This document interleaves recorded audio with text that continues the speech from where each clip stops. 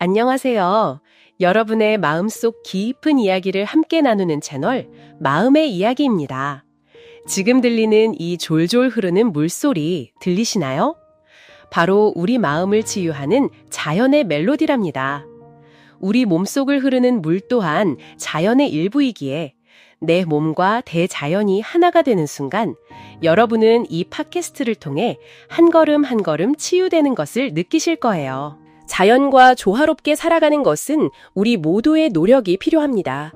우리가 매일의 작은 습관을 바꾸어 나간다면 그 작은 노력들이 모여 지구를 더 건강하게 만들 수 있을 거예요.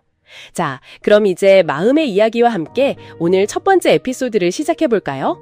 오늘은 사람의 마음을 어루만지는 가장 깊이 있는 방법에 대해 이야기해 보려고 합니다. 영상 끝까지 함께 해주세요. 여러분을 놀라게 할 깊은 통찰이 기다리고 있을 테니까요. 세상의 어떤 위로도 다정하고 따뜻하지만 최고의 위로는 바로 들어주는 것입니다. 그냥 소리가 한쪽 귀로 들어와 다른 쪽으로 나가게 두는 것이 아니라 진심으로 귀 기울여 경청하는 것이죠. 마음을 쏟아내며 이야기하는 사람에게 건성으로 응 몇 마디만 돌려준다면 그 사람의 마음은 조금도 가벼워지지 않을 거예요. 조 네버로의 책 사람의 마음을 읽는 완벽한 기술에서도 말했듯이 대부분의 사람들은 이해하기 위해 듣는 것이 아니라 대답하기 위해 듣는다고 합니다. 이 말을 통해 저는 사람들의 듣기 방식에는 항상 4가지 유형이 있다는 것을 깨닫게 되었어요. 첫 번째는 듣는 척하기입니다. 이 유형의 사람들은 듣고 있다는 인상을 주려고 애쓰지만 실제로는 딴 생각에 잠겨 있거나 다른 무언가에 정신이 팔려 있죠. 마치 여자친구가 집안일에 대해 불평을 쏟아낼 때 남자친구는 게임에서 눈을 떼지 않고 키보드를 두드리면서도 그랬어, 아니야, 미안해, 고마워 라고 기계적으로 대답하는 것과 같아요. 대답을 해야 한다는 사실은 인지하고 있기 때문에 문제가 생기지 않도록 일단 대답부터 하는 거죠. 이것은 가장 실패한 형태의 듣기 방식입니다. 두 번째는 반박하기 위해 듣기입니다. 자신의 의견을 설명하거나 방어할 목적으로 듣는 유형이죠. 예를 들어 볼까요? 엄마, 왜 제 말은 한 번도 안 들어주세요? 왜 제가 아끼는 물건들을 마음대로 다 버리시는 거예요? 이거 다 제가 번 돈으로 산 거란 말이에요. 엄마한테 사달라고 한 적 없잖아요. 이 말에 돌아오는 엄마의 대답은 이렇습니다. 그깟 쓸데없는 것들 내가 안 버리면 누가 버리니? 공부는 안 하고 어릴 때부터 널 먹이고 입히고 키우느라 돈이 얼마나 들었는데 네가 번 돈이라고? 네가 나한테 갚은 돈이 한 푼이라도 있어? 아이가 전달하고 싶었던 핵심은 엄마가 내 말을 들어주지 않는다는 것이었지만 엄마는 자신의 생각과 다른 정보만 걸러내어 반박하고 자신의 주장에 도움이 되지 않는 정보는 아예 무시해버린 것이죠. 세 번째 유형은 배우기 위해 듣기입니다. 여러분이 지금 이 팟캐스트를 듣거나 교수님의 강의를 듣거나 혹은 인생 선배들의 조언을 구할 때 나타나는 방식이죠. 이 유형의 듣기는 정보를 선별하는 능력이 매우 중요합니다. 말하는 사람의 상황에 완전히 몰입하기보다는 정보를 수집하고 축적하기 위해 듣는 것에 가깝습니다. 그리고 마지막 4번째, 가장 높은 차원의 듣기 방식은 바로 공감적 경청입니다. 이것이야말로 우리 각자의 마음속 상처와 막막함을 치유하는 가장 중요한 기술이라고 할 수 있죠. 공감적 경청은 이야기 속에 숨겨진 긍정적인 감정을 발견하고 말하는 사람의 장점을 활용하여 그 사람 안에 있는 긍정적인 부분을 이끌어내는 것입니다. 공감적 경청의 핵심은 이야기 속의 감정에 집중하는 것입니다. 이 단계에 이르면 여러분은 듣는 것이 반드시 대답이나 동의를 표현해야 하는 행위가 아님을 깨닫게 될 거예요. 공감하며 듣는 사람은 글자 너머에 있는 더 깊은 의미를 이해할 수 있습니다.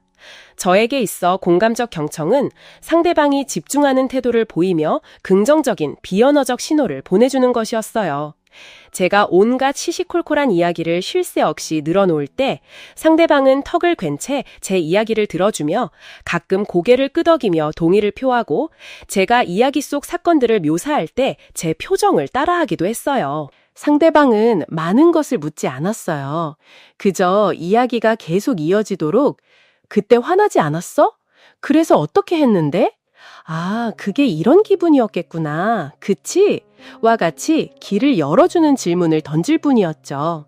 그리고 당연하게도 그런 긍정적인 반응 덕분에 제 이야기는 끝없이 이어졌답니다. 공감적 경청은 상대방이 우리 사이의 침묵을 억지로 채우려 하지 않을 때이기도 해요. 반짝이는 호수 위로 지는 노을을 바라보며 아무 말 없이 나란히 앉아 있어도 전혀 어색하거나 불편하지 않은 순간처럼 말이죠. 저는 먼 곳을 멍하니 바라보고 상대방은 그런 저를 한참 동안 바라보다가 아주 오랜 시간이 흐른 뒤에야 이렇게 물었어요. 있잖아, 방금 무슨 생각했어? 예전에 한 현명한 분이 이런 말을 했어요. 만약 당신이 누군가와 아무 말 없이 함께 노을을 바라볼 수 있다면 그 사람이 바로 당신의 사람이다. 이 말을 듣는 순간 저는 모든 것을 멈췄어요. 정말 맞는 말이었거든요.